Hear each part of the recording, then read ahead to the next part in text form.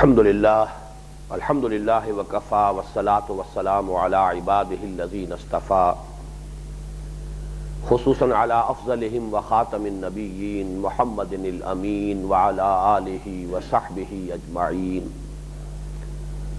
اما بعد فاعوذ باللہ من الشیطان الرجیم بسم اللہ الرحمن الرحیم قالت الاعراب آمنا قل لم تؤمنوا ولكن قولوا اسلمنا ولما يدخل الايمان في قلوبكم وان تطيعوا الله ورسوله لا يلدكم من اعمالكم شيئا ان الله غفور رحيم انما المؤمنون الذين آمنوا بالله ورسوله ثم لم يرتابوا وجاهدوا بأموالهم وأنفسهم في سبيل الله أولئك هم الصادقون قل أتعلمون الله بدينكم والله يعلم ما في السماوات وما في الأرض والله بكل شيء عليم يمنون عليك أن أسلموا قل لا تمنوا علي إسلامكم بل الله يمن عليكم أن هداكم للإيمان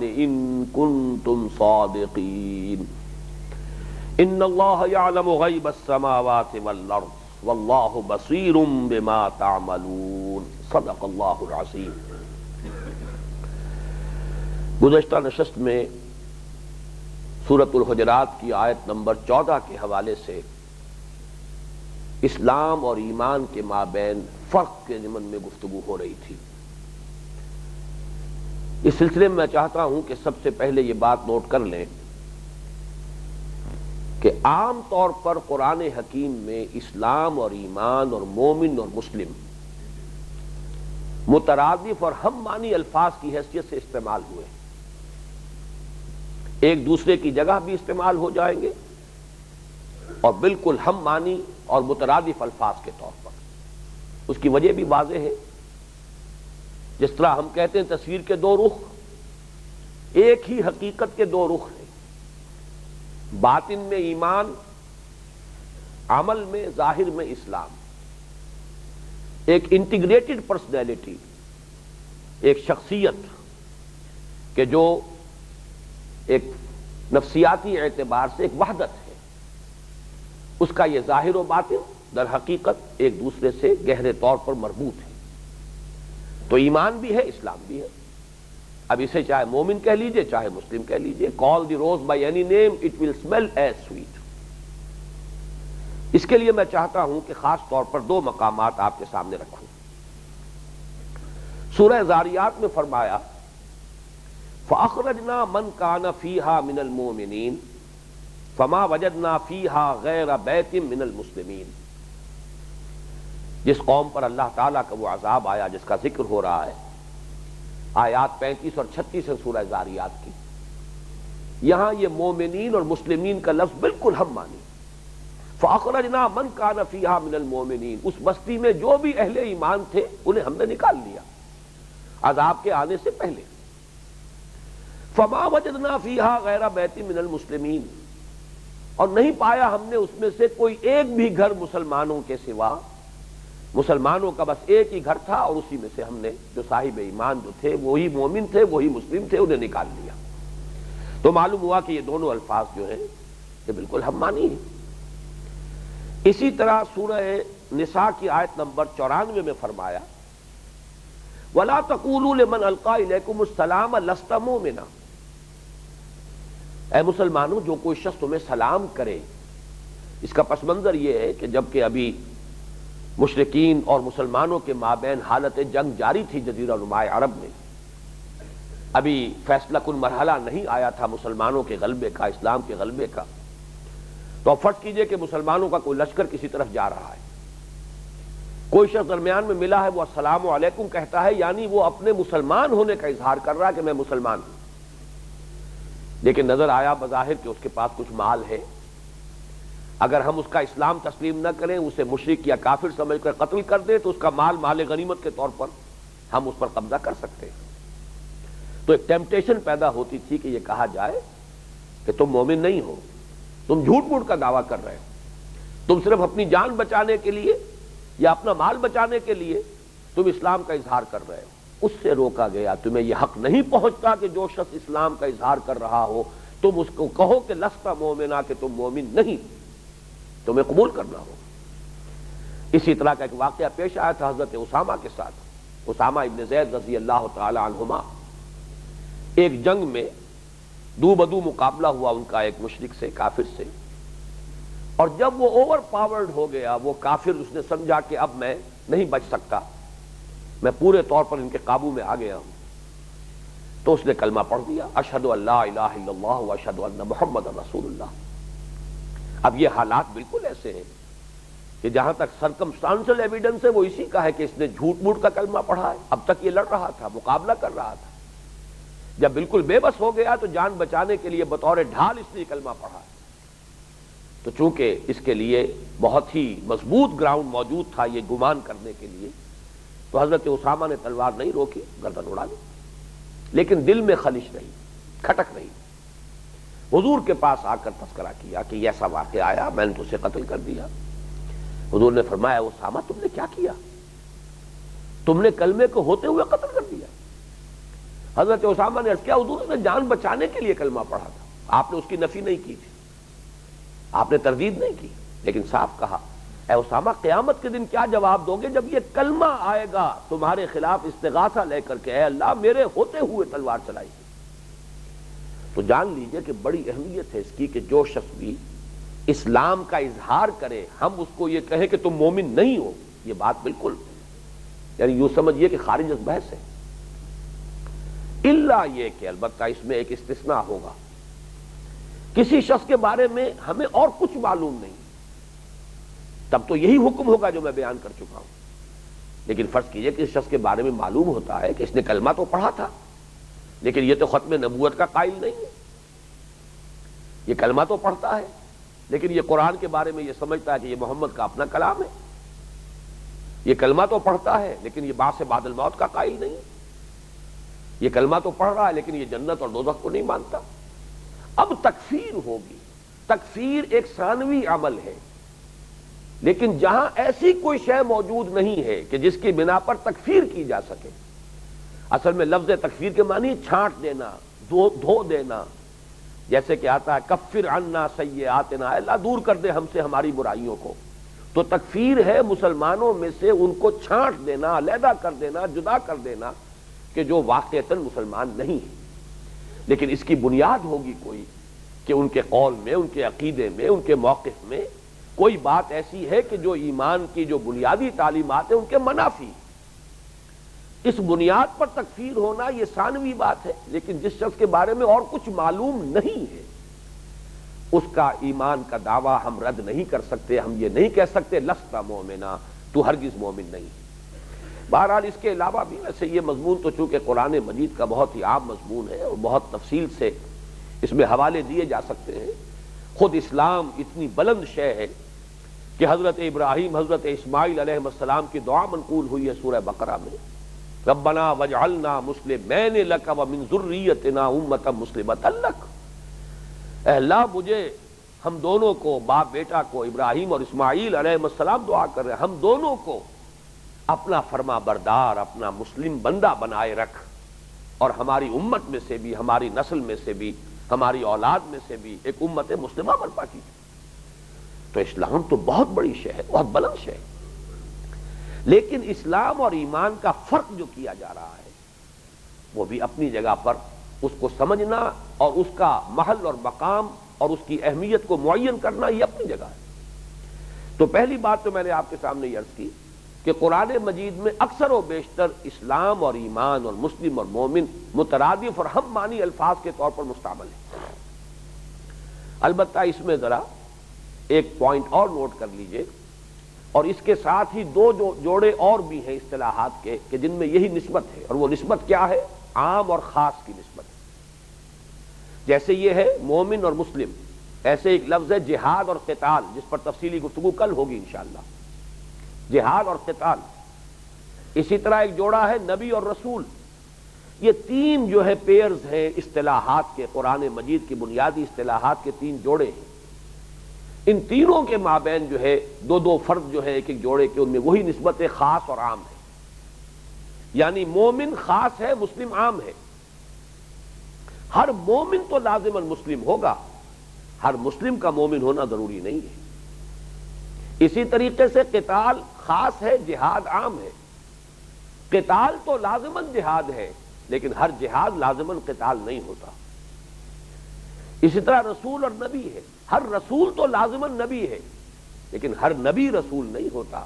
نبی عام ہے، رسول خاص ہے، جہاد عام ہے، قتال خاص ہے، اسلام عام ہے، ایمان خاص ہے۔ اب دوسرا نقطہ یہ نوٹ کیجئے، قرآن مجید میں بعض ایسے مقامات ہیں جہاں دو ایمان سامنے آتے ہیں۔ اب آپ اس کے ایمان کے دو پہلو کہہ لیں، ایمان کی دو قسمیں کہہ لیں، ایمان کے دو درجے کہہ لیں، ویسے تو ایمان کے کمیت کے اعتبار سے تو درجوں میں بے شمار ہوں گے درجے۔ ایک عام ہم میں سے کسی شخص کا ایمان ہے، اور ایک ایمان ابو بکر صدیق کا ہے، اور ایک ایمان محمد الرسول اللہ کا ہے صلی اللہ علیہ وسلم و رضی اللہ تعالی عنہ، کہ نسبت خاک را با عالم پاک۔ خیر ہمارے ایمان کی تو کسی عام صحابی کے ایمان سے بھی کیا نسبت ہوگی، لیکن خود صحابہ میں بھی ظاہر بات ہے کہ فرق مراتب تھا۔ ابو بکر کا ایمان اور ایک عام صحابی کا ایمان بڑا زمین و آسمان کا فرق ہوگا درجات کے اعتبار سے، لیکن دو بیسک کیٹیگریز ہیں ایمان کی، اس کی طرف اشارہ ملتا ہے۔ ایک تو سورہ نساء کی آیت نمبر 136 میں، یا ایھا الذین آمنوا آمنوا باللہ ورسولہ والکتاب الذی نزل علی رسولہ والکتاب الذی انزل من قبل۔ اے ایمان والو، ایمان لاؤ اللہ پر اور اس کے رسول پر اور اس کتاب پر جو اس نے اپنے رسول پر نازل کیا اور اس کتاب پر جو اس نے پہلے نازل کی۔ اب یہاں دیکھیے اسلوب ہے، اے ایمان والو ایمان لاؤ، کیا معنی ہوئے؟ دو ایمان ہو گئے، ایک ایمان تو انہیں حاصل ہے، اسی لیے کہا جا رہا ہے یا ایھا الذین آمنوا، لیکن کوئی اور ایمان ہے جو ابھی حاصل نہیں ہے، جس کے حصول کی ترغیب دی جا رہی ہے۔ یا ایھا الذین آمنوا آمنوا باللہ ورسولہ والکتاب الذی نزل علی رسولہ والکتاب الذی انزل من قبل، سورۃ النساء آیت 136۔ یہی انداز ہے سورہ صف کی آیت 10 اور 11 کا۔ یا ایھا الذین آمنوا سے خطاب ہے، یا ایھا الذین آمنوا هل ادلکم علی تجارۃ تنجیکم من عذاب علیم تؤمنون باللہ ورسولہ وتجاہدون فی سبیل اللہ باموالکم وانفسکم ذالکم خیر لکم ان کنتم تعلمون۔ اہل ایمان، کیا تمہیں وہ کاروبار بتایا جائے، کیا میں تمہیں وہ تجارت بتاؤں جو تمہیں جہنم سے، دردناک عذاب سے چھٹکارا دلا دے، نجات دلا دے؟ ایمان لاؤ اللہ پر اور اس کے رسول پر، اور جہاد کرو اس کی راہ میں، کھپا دو اس میں اپنی جانیں بھی اور اپنے مال بھی، یہی تمہارے لیے بہتر ہے اگر تم سمجھو۔ معلوم ہوا خطاب بھی یا ایھا الذین آمنوا سے، اور پھر ان کو کہا جا رہا ہے ایمان لاؤ، جیسے کہ ایمان لانے کا حق ہے۔ تو یہ دو مقامات اس اعتبار سے اہم ہیں کہ ثابت ہو رہا ہے کہ ایمان دو مختلف ایمان ہیں از روئے قرآن، یعنی اس کے لیے کوئی اور خارجی دلیل نہ بھی ہو تو قرآن مجید کی ان داخلی شواہد سے ثابت ہے کہ یہ دو قسمیں ہیں ایمان کی، یہ دو ایمان کو ایک دوسرے سے مختلف ہیں۔ یہی ہے در حقیقت کہ جس کو سورہ حجرات میں ایمان اور اسلام کی دو علیحدہ علیحدہ اصطلاحات کے حوالے سے ممیز کر دیا گیا۔ ایک ایمان ہے اقرار باللسان والا ایمان، ایک ایمان ہے تصدیق بالقلب والا ایمان، ایک ایمان ہے ظاہری ایمان، ایک ایمان ہے باطنی اور حقیقی ایمان۔ یہ دو ایمان ہے۔ پہلے ایمان کو آپ قانونی ایمان کہہ لیں، زبانی ایمان کہہ لیں یا اسلام کہہ لیں، اور دوسرے ایمان کو حقیقی ایمان کہہ لیں یا مجرد ایمان کا لفظ آئے گا تو اس کے معنی وہی ہوں گے کہ وہ تصدیق قلبی والا ایمان ہوگا۔ یہ ہے در حقیقت کہ جو اس آیت مبارکہ کا، اور یہ جان لیجئے کہ یہ مقام میرے علم کی حد تک منفرد ہے قرآن مجید میں، اگرچہ دو ایمانوں کا تذکرہ ایک تیسرے مقام پر بھی ہے، اور وہ سورہ مائدہ کی آیت نمبر 93 ہے۔ وہاں تذکرہ کیا گیا ہے کہ اے مسلمانوں، جب تک شراب کی آخری حرمت کا حکم نہیں آیا تھا، اگر تم پیتے رہے ہو تو اگرچہ وہ نجس تھی، اگرچہ وہ ممنوع تھی، حرام تھی، لیکن اس کی وجہ سے اب اپنے دل پر کوئی بوجھ محسوس نہ کرو۔ اس لیے کہ جب آخری حکم آ گیا تو مسلمانوں کو بڑی تشویش ہوئی، یہ اگر کوئی نجس شے تھی اور یہ اتنی ہی بری شے تھی تو ہم تو پیتے رہے، ہمارے تو وجود کا جز بن چکی، ہمارے اندر جو ہے اس کے اثرات گویا کہ قائم ہو گئے۔ اس تشویش کو رفع کرنے کے لیے فرمایا گیا لیس علی الذین آمنوا وعملوا الصالحات جناح فیما طعموا، وہ لوگ کہ جو ایمان لائے اور جنہوں نے نیک عمل کیے ان پر کوئی حرج نہیں ہے، کوئی مضائقہ نہیں ہے اس پر جو وہ پہلے کھا پی چکے۔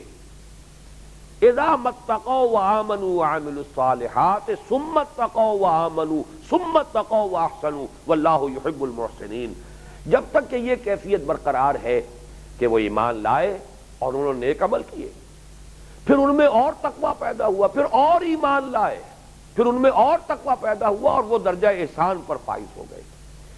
یہ آیت جو ہے آیت نمبر 93 سورہ مائدہ کی، تو بہت اہم ہے اس اعتبار سے کہ یہاں 3 لیولز کا تعین ہو رہا ہے، ایک ایمان پہلا، ایک ایمان دوسرا اور ایک احسان۔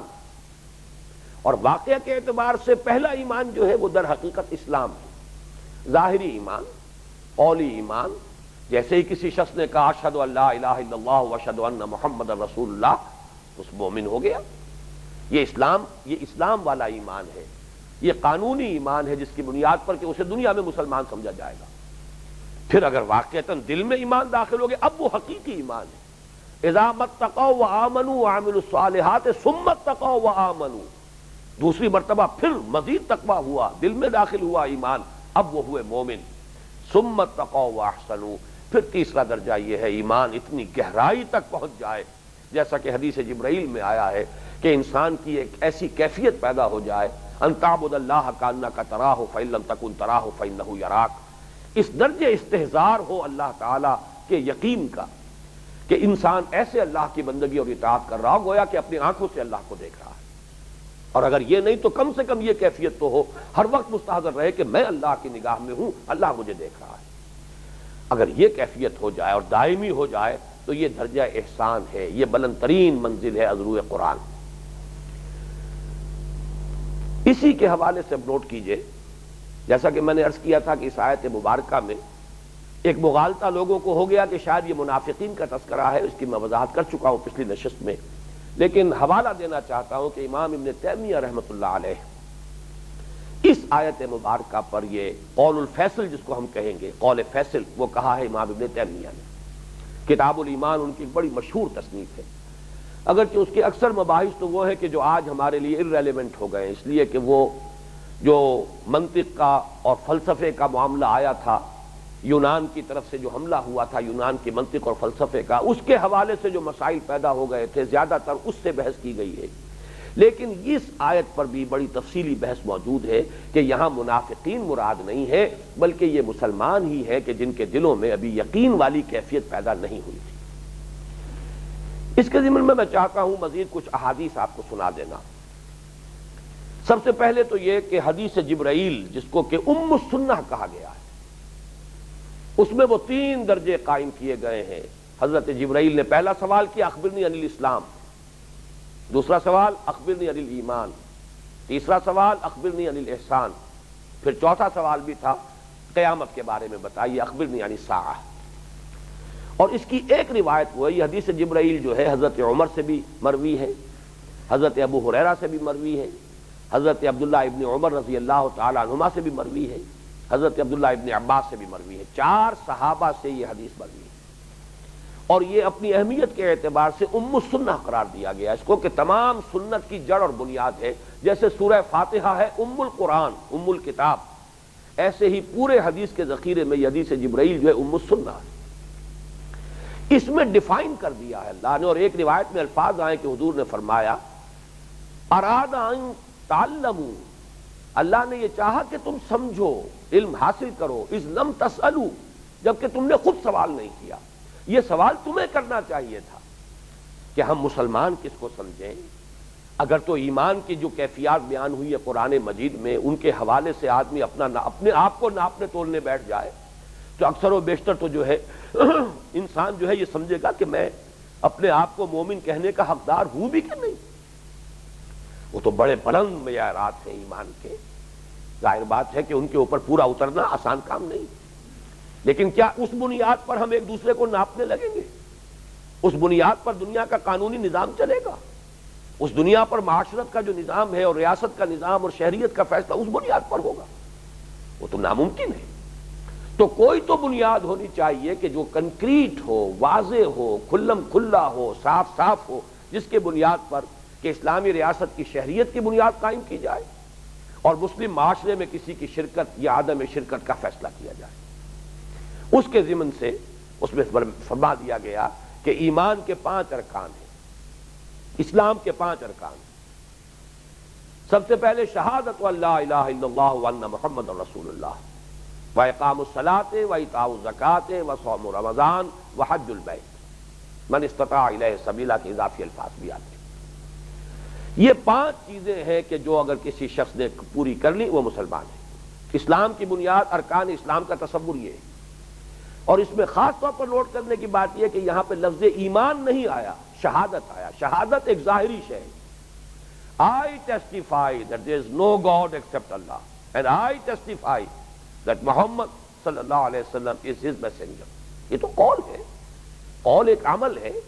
جس نے بھی یہ قول جو ہے ادا کیا ہے، معلوم ہوا کہ جیسے ایک پالا کھچا ہوا تھا، ایک لکیر تھی، پہلے ادھر تھا اب ادھر آ گیا۔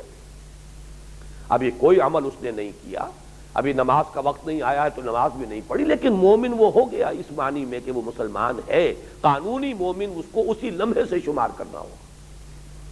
اس اعتبار سے ارکان اسلام یہ 5 ہیں، اور اس میں حدیث جبرائیل کے علاوہ یہ ڈیفینیشن بہت کلیئر ورڈز میں آئی ہے۔ حضرت عبداللہ ابن عمر رضی اللہ تعالی عنہما سے جو حدیث متفق علیہ، بنی الاسلام علی 5 شہادت لا الہ الا اللہ وان محمد رسول اللہ واقام الصلاۃ وایتاء الزکوٰۃ وصوم رمضان وحج البیت من استطاع الیہ سبیلا، متفق علیہ۔ یہ 5 ارکان اسلام ہے، کلمہ شہادت، نماز، روزہ، حج اور زکوٰۃ۔ اس سے آگے چلیے بعض احادیث میں آپ کو سنانا چاہتا ہوں تاکہ مسئلہ اور بالکل کلیئر ہو جائے کہ کس طرح سے نمایاں چیزوں کو، علامات کو، شعائر کو معین کر دیا گیا ہے کہ جو شخص بھی ان شعائر کے مطابق آپ کو نظر آئے اسے مسلمان سمجھیے۔ لیکن یہ میں عرض کر چکا ہوں، الا یہ کہ اس کی طرف سے کوئی ایسی بات سامنے آ جائے جو اسلام کی بنیادی تعلیمات کی نفی کر رہی ہے، وہ بات ہو جائے گی تکفیر کی، وہ ثانوی مرحلہ ہوگا۔ لیکن جس شخص کے بارے میں اور کچھ معلوم نہیں، یہ علامات موجود ہیں، تو یہ سمجھا جائے گا کہ وہ مسلمان ہے۔ حضرت عبداللہ ابن عمر رضی اللہ تعالیٰ عنہما ہی سے ایک اور روایت ہے، اور یہ بھی متفق علیہ ہے، اور یہ روایت اس اعتبار سے بڑی اہم ہے کہ جبکہ ابھی اسلام اور کفر کے درمیان جنگ جاری تھی، اس وقت یہ تعین کرنا کہ کس وقت کسی شخص کو ہم مسلمان سمجھیں، اس کی منیمم شرائط کیا ہیں، یہ بہت اہم تھا قانونی اعتبار سے۔ جیسا کہ میں نے عرض کیا، ورنہ تو گردن اڑا دی جائے گی۔ اس وقت تو حالت جنگ ہے اسلام اور کفر کے مابین۔ اگر کوئی شخص مسلم نہیں ہے، اگر وہ اس کا اسلام واجب التسلیم نہیں ہے، تو وہ پھر واجب گردن زدری ہے۔ اس اعتبار سے عن ابن عمر رضی اللہ عنہما قال قال رسول اللہ صلی اللہ علیہ وسلم امرت ان اقاتل الناس، حضور نے ارشاد فرمایا مجھے حکم ہوا ہے کہ میں لوگوں سے جنگ جاری رکھوں، حتی یشہدوا ان لا الہ الا اللہ وان محمد رسول اللہ، یہاں تک کہ وہ گواہی دے اس بات کی کہ اللہ کے سوا کوئی معبود نہیں، اور یہ کہ محمد اللہ کے رسول ہیں صلی اللہ علیہ وسلم۔ وَيُقِيمُوا الصَّلَاةَ وَيُؤْتُوا الزَّكَاةَ، نماز قائم کریں، زکوٰۃ ادا کریں۔ فَإِذَا فَعَلُوا ذَلِكَ عَصِمُوا مِنِّي دِمَاءَهُمْ وَأَمْوَالَهُمْ إِلَّا بِحَقِّ الْإِسْلَامِ، جب وہ یہ کام کر دیں گے تو پھر انہوں نے بچا لیا مجھ سے اپنی جانوں کو بھی اور اپنے اموال کو بھی۔ اب مسلمان تسلیم کیے جائیں گے، ان کی جانیں بھی محفوظ ہو گئی، ان کے مال بھی محفوظ ہو گئے، الا بحق الاسلام، اسلام کا کوئی حق واقع ہو جائے ان پر تو بات اور ہے، یعنی اسلام کا حق ہے زکوٰۃ، زکوٰۃ تو لی جائے گی، جبرن بھی لی جائے گی۔ اسی طریقے سے ان کے ہاتھوں اگر کسی مسلمان کا قتل ہو گیا ہے، قتل خطا، اس کی دیت لی جائے گی، جبرن بھی لی جائے گی۔ یا فرض کیجئے کسی مسلمان نے چوری کی، اس کا ہاتھ کاٹا جائے گا۔ وہ ہے قانون شریعت کا کہ تابع کوئی شے بات ہو جائے، کہیں کسی زد میں آ جائے قانون کی کسی دفعہ کے تو بات اور ہے، ورنہ ان کی جان اور مال محفوظ ہو گئے۔ وَحِسَابُهُمْ عَلَى اللَّهِ، باقی یہ کہ وہ اسلام لائے تھے تو نیک نیتی سے لائے تھے یا بدنیتی سے لائے تھے، ایمان دل میں تھا یا نہیں، اس کا فیصلہ اللہ کرے گا، یہ اس کے ذمے ہے، یہ حساب میرے ذمے نہیں، اللہ کے ذمے۔ وَحِسَابُهُمْ عَلَى اللَّهِ، اس کا حساب اللہ کے ذمے ہے۔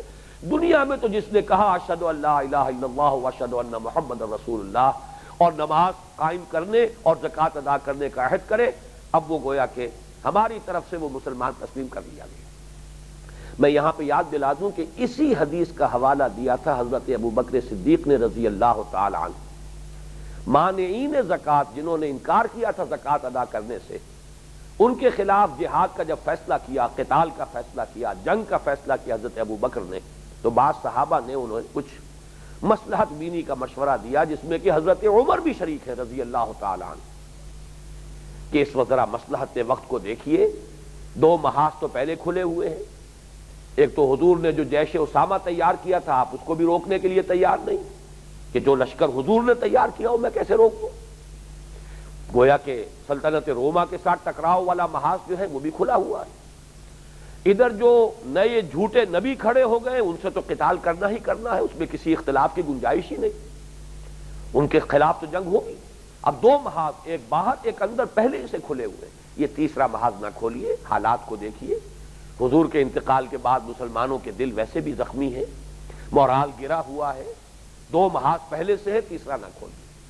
یہ مشورہ تھا جو حضرت عمر تک نے دیا ہے رضی اللہ تعالی عنہ۔ حضرت ابوبکر نے اسی حدیث کا حوالہ دیا، اور یہ در حقیقت یہ بالکل مطابق ہے، خود سورہ توبہ کی آیت میں بھی یہی الفاظ آئے، جب قتال کی دھمکی دی گئی تھی کہ اذن سلخ الاشہر الحرم فاقتلوا المشرکین حیث وجدتموہم، کہ جب یہ محترم مہینے ختم ہو جائیں تو قتل عام شروع کر دو مشرکین کا، تو اس میں بھی جو فرمایا گیا کہ کون سی علامات ہیں جو وہ پوری کر دیں تو پھر ان کی جانیں محفوظ ہو جائیں گی، ان میں بھی یہی 3 چیزیں ہیں، شہادت اور نماز اور روزہ، کلمہ شہادت، نماز اور روزہ۔ تو حضرت ابوبکر نے بھی نماز اور زکوٰۃ، حضرت ابوبکر نے بھی اسی کا حوالہ دیا کہ جب حضور نے اور قرآن نے کم سے کم شرطیں 3 قرار دی ہیں تو اس سے کم پر میں مصالحت نہیں کر سکتا، بلکہ بہت ہی ملامت کے انداز میں حضرت ابوبکر نے حضرت عمر سے کہا کہ عمر، تم جاہلیت میں تو بڑے سخت تھے، اب اسلام میں اتنے نرم ہو گئے۔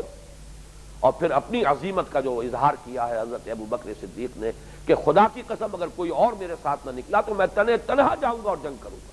مانعین زکوٰۃ جو زکوٰۃ دینے سے انکار کر رہے ہیں، یہ تیسرا محاذ ہو، چوتھا محاذ ہو، اس کی کوئی پرواہ نہیں ہے۔ بہرحال اور جو الفاظ ان کے تھے وہ اب چونکہ بات تو ذرا طویل ہو رہی ہے لیکن سنا دینا چاہتا ہوں کہ عظیمت کا یہ مظاہرہ سامنے آ جائے۔ فرمایا ایبدل الدین وانا حی، کیا دین میں ترمیم کی جائے گی جبکہ ابھی میں زندہ ہوں؟ میرے ہوتے ہوئے، میرے جیتے جی یہ نہیں ہو سکتا۔ تو یہ حدیث جو ہے اس اعتبار سے بہت اہم ہے۔ ایک اور حدیث ہے حضرت انس سے رضی اللہ تعالی عنہ، عن انس رضی اللہ عنہ انہ قال قال رسول اللہ صلی اللہ علیہ وسلم من صلی صلاتنا واستقبل قبلتنا واکل ذبیحتنا فذلک المسلم الذی له ذمۃ اللہ وذمۃ رسولہ فلا تغفر اللہ فی ذمتہ، رواہ البخاری، صحیح بخاری کی روایت ہے۔ فرمایا جو شخص ہماری طرح سے نماز پڑھتا ہے، ہمارے ہی قبلے کی طرف رخ کرتا ہے، ہمارا ذبیحہ کھاتا ہے، تو یہ وہ مسلم ہے کہ جس کے لیے اللہ اور اس کے رسول کی طرف سے امان ہے۔ تو دیکھو اللہ اور اس کے رسول کی طرف سے جو امان جس کو ملی ہے اس کے اندر جو ہے کوئی کمی بیشی نہ کرو۔ یہ بھی ظاہری چیز ہے جو نظر آنے والی چیز ہے۔ ایک مسلمان ہے، وہ ذبیحہ مسلمانوں کا کھا رہا ہے، مسلمانوں کی طرح نماز پڑھ رہا ہے، قبلہ جو ہے اس کا وہی ہے، تو اس کو اب آپ کسی بنیاد پر، جیسا کہ میں نے عرض کیا، اگر کوئی اور بات ہے کہ جس کی بنا پر تکفیر ہو تو وہ بالکل دوسری بات ہے، لیکن جب کوئی اور بات نہیں ہے تو خام خواہ اس کے بارے میں ہمیں کسی شک و شبے کا اظہار کرنے کی ضرورت نہیں ہے۔ اسے اسلامی معاشرے میں شریک سمجھا جائے گا، اسلامی ریاست کی شہریت کے حقوق اسے حاصل ہوں گے۔ ایک اور روایت سنیے، یہ بھی حضرت انس سے ہے، عن انس رضی اللہ عنہ ان رسول اللہ صلی اللہ علیہ وسلم قال امرت ان اقاتل الناس حتى يقولوا لا اله الا الله وان محمد رسول الله فاذا شهدوا ان لا اله الا الله وان محمد رسول الله واستقبلوا قبلتنا واكلوا ذبيحتنا وصلوا صلاتنا حرمت علينا دماؤهم واموالهم الا بحقها۔ یہ وہی روایت جو دو پہلے ہم پڑھ چکے ہیں، گویا کہ وہ اس کا مضمون یہاں جمع ہو گیا ہے۔ مجھے حکم دیا گیا ہے کہ میں لوگوں کے ساتھ جنگ جاری رکھوں یہاں تک کہ وہ کہیں، زبان سے اقرار کریں کہ اللہ کے سوا کوئی معبود نہیں اور محمد صلی اللہ علیہ وسلم اللہ کے رسول ہیں۔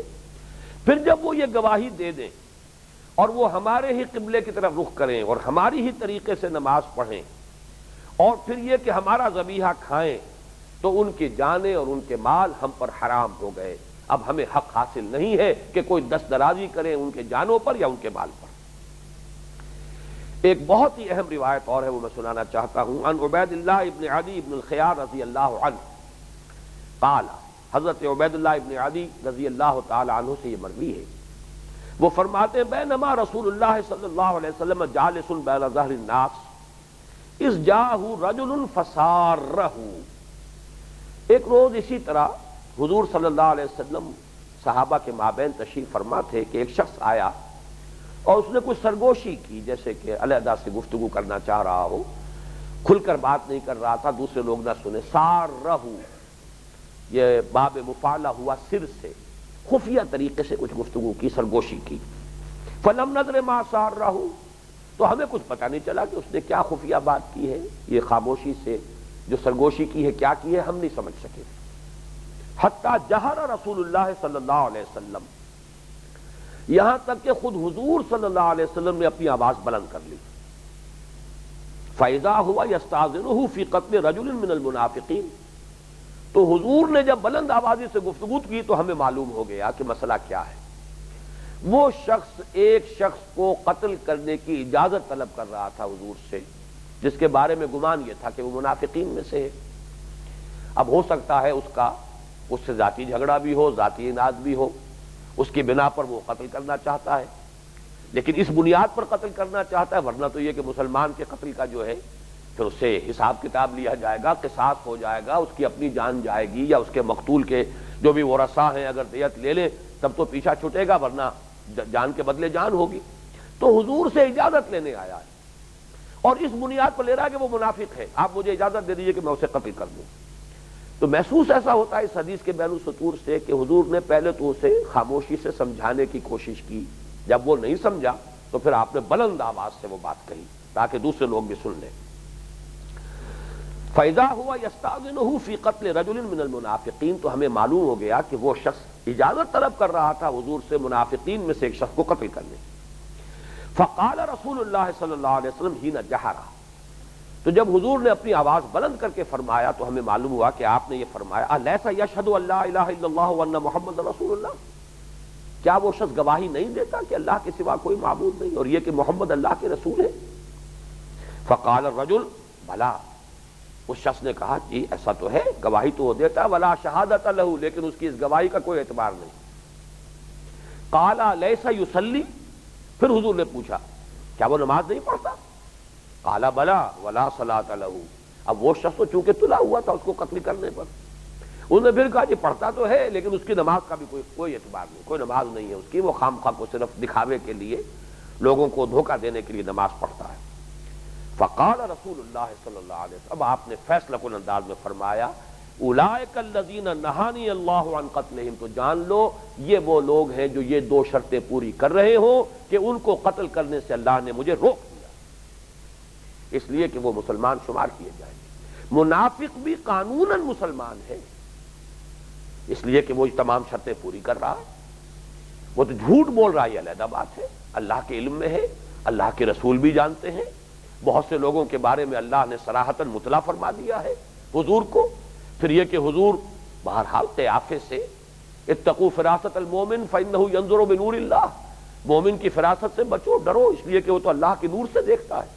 تو حضور صلی اللہ علیہ وسلم کا معاملہ تو اس میں ظاہر بات ہے کہ بلند ترین سطح پر ہے، تو یہ ہم گمان ہی نہیں کر سکتے کہ کسی منافق کا نفاق حضور کی نگاہ سے چھپا ہوا ہوگا، لیکن اپنی جگہ پر منافق جو ہے قانونی طور پر مسلمان ہے، جب تک کہ قانون اسلامی کی کوئی دفعہ لاگو نہ ہو جائے، کسی قانون کی کسی دفعہ کی گرفت میں وہ نہ آ جائے، اس وقت تک اس کی جان اور مال محفوظ رہیں گے۔ یہی مراد ہے اس سے کہ اسلامی ریاست اور اسلامی معاشرے کے اندر شمولیت اور شرکت کی بنیاد اسلام ہے۔ لیکن اب ظاہر بات ہے، جیسا کہ میں عرض کر چکا ہوں پہلے، سوال پیدا ہوا پھر ایمان کیا ہے؟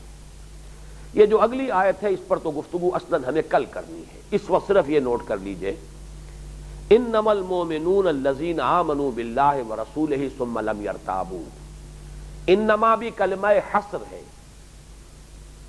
کلمہ حصر سے مراد کیا ہے؟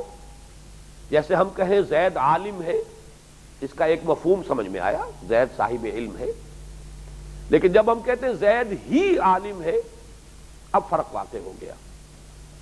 اب یہ کہ زید کے لیے علم بھی ثابت ہے اور یہ بھی ثابت ہے کہ اور کسی کے پاس علم نہیں ہے، زید ہی عالم ہے، بقیہ جو لوگ ہیں وہ علم سے محروم ہیں۔ اس اعتبار سے اس کو حصر کہتے ہیں کہ علم محصور ہے زید کی شخصیت میں، زید کی ذات میں، اس کو کلمہ حصر کہتے ہیں۔ انما المومنون، مومن تو صرف وہ ہے، مومن تو بس وہ ہے، کون ہے؟ الذین آمنوا باللہ ورسولہ ثم لم یرتابوا، جو ایمان لائے اللہ پر اور اس کے رسول پر پھر شک میں ہرگز نہیں پڑے۔ یہاں پھر نوٹ کیجئے یہ نفی جہد بے لم ہو رہا ہے، لم یرتابوا، ایک یقین کی کیفیت قلب کے اندر پیدا ہو جائے، شکوک و شبہات کے کوئی کانٹے مستقلاً چبھے ہوئے نہ ہو۔ کبھی کوئی وسوسہ آیا اور گزر گیا، یہ بالکل دوسری بات ہے، وسوسہ، اس سے کوئی انسان محفوظ نہیں ہے، صحابہ کرام بھی محفوظ و معمون نہیں تھے، لیکن وہ تو ایک شیطانی ایک خیال ہے کہ جو ذہن میں اس نے ڈالا ہے، وسوسہ ہے الذی یوسوس فی صدور الناس من الجنۃ والناس، اس کے اوپر ٹکتا نہیں آدمی، اور نمبر دو یہ کہ زبان سے اس کو ادا نہیں کرتا، اس اعتبار سے وسوسہ مستثنی ہے، لیکن یقین اپنی جگہ پر قائم ہو۔ جیسے کہ ایک چٹان ہے، کوئی پانی کا ایک ریلا آیا ہے، ٹکرا کر چلا گیا، وہ چٹان جو ہے تھوڑا سا پانی کا اثر تو اس کے اوپر ہوگا، نمی تو ہوگی، اس کے سوا کچھ نہیں۔ وہ یقین والا ایمان، یہ رکن اول ہے ایمان کا۔ اور اس کے بعد وَجَاهَدُوا بِأَمْوَالِهِمْ وَأَنفُسِهِمْ فِي سَبِيلِ اللَّهِ، اور جہاد کیا انہوں نے اپنی جانوں اور مالوں سمیت اللہ کی راہ میں۔ تو یہاں صرف آج یہ نوٹ کر لیجئے کہ ایمان حقیقی کے دو رکن ہیں، ایک ہے رکن یقین دل میں، دوسرا رکن ہے جہاد عمل میں۔ اسلام کے 5 ارکان ہیں، کلمہ شہادت، نماز، روزہ، حج، زکوٰۃ، یہ 5 ارکان اسلام کے ہیں۔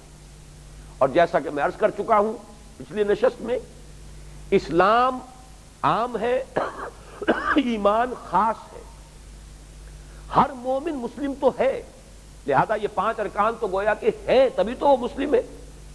اضافی رکن 2 ہوں گے، یقین دل میں اور جہاد عمل میں۔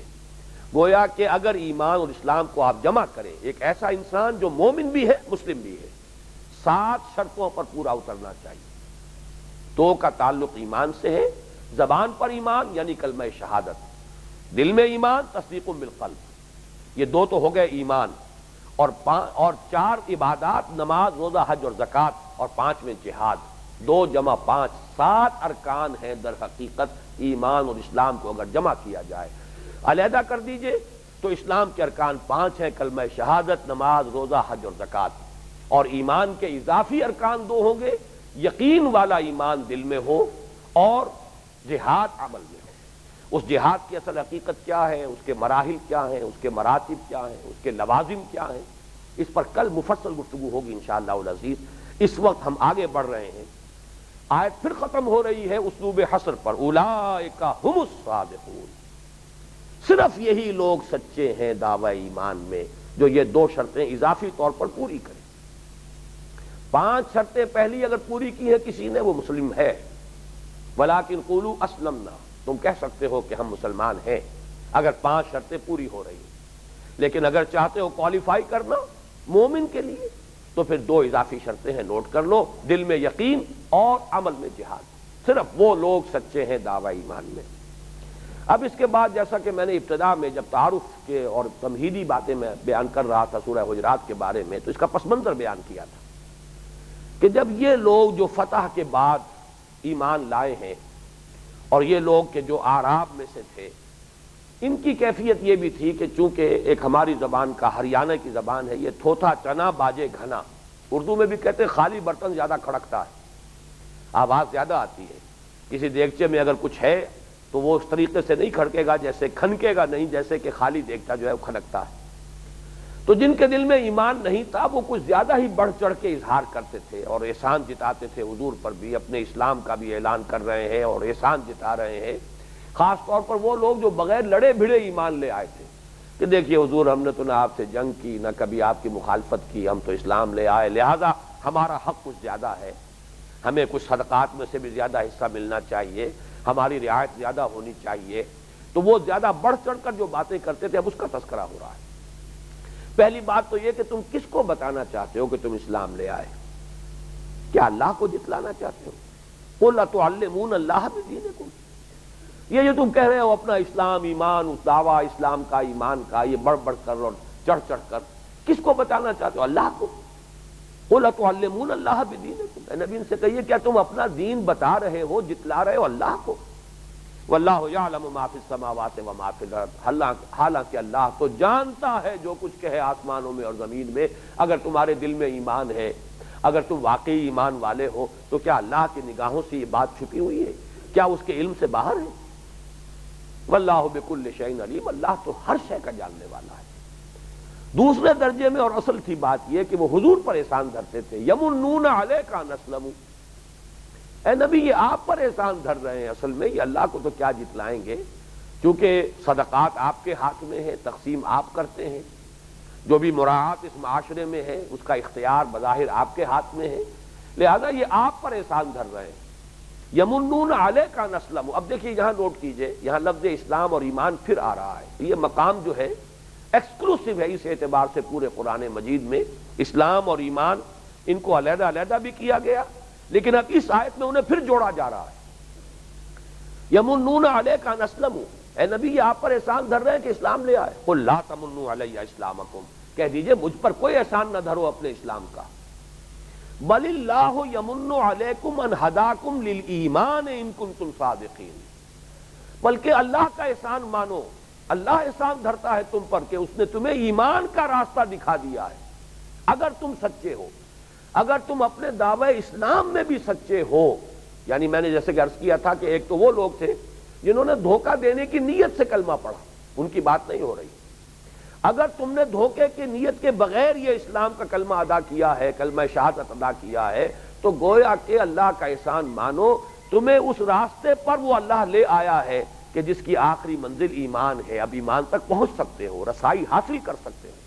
یا ایھا الذین آمنوا آمنوا باللہ ورسولہ، جو شخص اس سڑک پر آ گیا اب گویا کہ اس کے لیے آسان ہے کہ وہ ایمان تک رسائی حاصل کر لے۔ یہاں ہدایت اس معنی میں آ رہا ہے راستہ دکھا دیا ہے، تمہیں راہ دے دی ہے، راستہ دکھا دیا ہے۔ بل اللہ یمن علیکم ان ہداکم للایمان ان کنتم صادقین، اگر تم سچے ہو تو اللہ، اگر تم دعوی اسلام میں بھی سچے ہو۔ دیکھیے یہاں نوٹ کیجئے، یمنون علیک ان اسلموا ہے، ان آمنوا نہیں ہے، یمنون علیک ان اسلموا، اے نبی یہ آپ پر احسان دھر رہے ہیں کہ اسلام لے آئے۔ قل لا تمنوا علی اسلامکم، کہہ دیجئے ان سے کہ تم مجھ پر احسان مت دھرو اپنے اسلام کا، بل اللہ یمن علیکم ان ہداکم للایمان ان کنتم صادقین، بلکہ اللہ کا احسان مانو۔ منت منع کہ خدمت سلطان ہمی کنی، منت شناس ازو کہ بخدمت بداشتت، تم اپنا احسان نہ سمجھو کہ بادشاہ کی خدمت کر رہے ہو، بادشاہ کا احسان مانو کہ اس نے تمہیں اپنی خدمت کا موقع دیا ہے۔ اللہ کا احسان مانو کہ اس نے تمہیں اسلام کا راستہ دکھا دیا جس سے تم ایمان تک بھی رسائی حاصل کر سکتے ہو اگر تم سچے ہو۔ اگر اسلام کا دعویٰ بھی سچا ہے تو ایمان تک پہنچ جاؤ گے۔ اور یہاں ایک اہم نقطہ ہے جو آج کا وقت کی کمی کی وجہ سے وہ رہ گیا ہے، وہ انشاءاللہ تعالی کل میں اس کا جو قرض ادا کر دوں گا۔ اب آخری آیت اور نوٹ کر لیجئے، ان اللہ یعلم غیب السماوات والارض، یہ گویا کہ کنکلوڈنگ آیت ہے اس پوری سورہ مبارکہ کی۔ اللہ تعالیٰ تو ہر چھپی شے کا جاننے والا ہے، خواہ وہ آسمانوں کی ہو خواہ زمین کی۔ واللہ بصیر بما تعملون، اور اللہ دیکھ رہا ہے جو کچھ تم کر رہے ہو۔ اس میں ایک طرح کی دھمکی بھی ہوتی ہے، ہم دیکھ رہے ہیں تمہارے سارے کرتوت تمہاری نگاہ میں ہے، یہ دھمکی کا انداز بھی ہے، اور ہم دیکھ رہے ہیں تمہاری قربانیاں، تمہارا ایثار، تمہارے اعمال صالحہ، اے نبی آپ کا اہل ایمان کے درمیان چلنا پھرنا سب ہماری نگاہوں میں۔ فإنک بأعیننا، اب یہاں پہ صاحب ایمان کے لیے ایک گویا کہ ہمت افزائی کا کلمہ ہے، واللہ بصیر بما تعملون، اور جن کے دلوں میں روگ ہے ان کے لیے یہی کلمہ جو تہدید کا کلمہ ہے، دھمکی کا کلمہ ہے۔ اللہ جانتا ہے جو کچھ کہ تم کر رہے ہو، اللہ دیکھ رہا ہے جو کچھ کہ تم کر رہے ہو۔ تو یہ گویا کہ دونوں طرف اس کا مفہوم موجود ہے۔ اللہ تعالی ہمیں ایمان حقیقی سے بہرہ اندوز فرمائے، اور جو اس کے ارکان ہیں اضافی، ارکان اسلام کے علاوہ ان پر مستزاد، ان کے تقاضوں کو پورا کرنے کی توفیق عطا فرمائے۔ بارک اللہ لی و لکم فی القرآن العظیم ونفعنی وإیاکم بالآیات والذکر الحکیم۔ ایک منٹ ذرا ٹھہر جائیے یہیں جہاں پر بھی آپ حضرات ہیں، کل کے بارے میں نوٹ کر لیجئے۔ اس سورہ مبارکہ کی اہم ترین آیت، ہمارے لیے اہم ترین، اس لیے کہ یہ اسلام کی بحث، ہم تو مسلمان ہیں اللہ کے فضل و کرم سے، مسلمانوں کے گھر میں پیدا ہوئے ہیں۔ آج کی یہ گفتگو زیادہ تر علمی نوعیت کی تھی، اصولی بحث تھی۔ ہمارے لیے عملی اعتبار سے اہم ترین آیت وہ ہے جس کو میں نے آج چھوڑا ہے کہ اس پر تفصیلی گفتگو کل ہوگی۔ اگر ہمارے دل میں کوئی امنگ ہے، کوئی آرزو ہے، کوئی تمنا ہے کہ ہم مومن بنے حقیقی معنی میں، اور قیامت کے دن اللہ تعالی ہمیں مانے کہ یہ ہمارا بندہ مومن بندہ ہے، تو اس کی شرائط کیا ہیں؟ وہ ایمان حقیقی، اس پر بھی غور کرنا ہوگا، وہ کہاں سے حاصل ہوتا ہے، اور یہ جہاد اس کے تقاضے کیا ہیں، اس کے مراحل کیا ہیں، اس کے مدارج کیا ہیں، اس کے لوازم کیا ہیں، تاکہ ہم ایمان کے ان تقاضوں کو اللہ تعالی ہمیں اس کی توفیق دے کہ ہم انہیں صحیح طور پر سمجھ کر پورا ادا کر سکیں۔ لہذا کل کے لیے خصوصی طور پر دعوت دے رہا ہوں، اگرچہ عام تو معمول ہمارا ہفتے میں ایک ہی روز کے درس کا بن گیا ہے، لیکن کل کے لیے اضافی آپ جو ہے